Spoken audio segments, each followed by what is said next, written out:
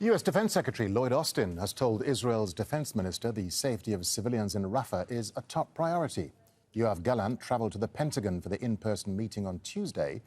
Israel says it's planning a ground offensive in the southernmost city of the Gaza Strip, where 1.5 million displaced Palestinians have been forced to seek shelter.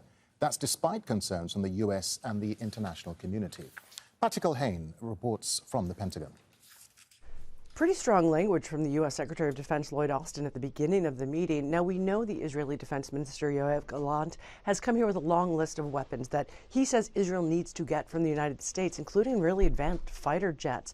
This is seen as the most critical key piece of leverage that the U.S. has if we want to try and force Israel to change course.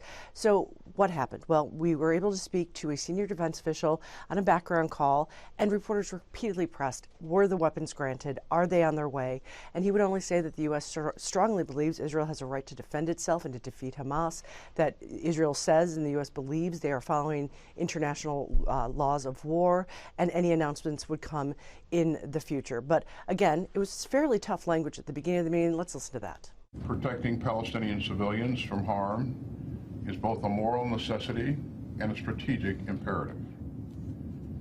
In Gaza today, the number of civilian casualties is far too high, and the amount of humanitarian aid is far too low. Gaza is suffering a humanitarian catastrophe, and the situation is getting even worse. The safety of the 1.5 million Palestinian civilians in Rafah is also a top priority for the United States. The senior defense official said he believes more aid is getting into Gaza, although he said it's still not nearly enough. And when it comes to Rafah, we were able to press and say, what does the U.S. want to see happen? And he said basically the U.S. wants to see 1.5 million Palestinians there being able to move safely to somewhere else as long as Israel can provide for their basic needs, and then start the assault on Rafah.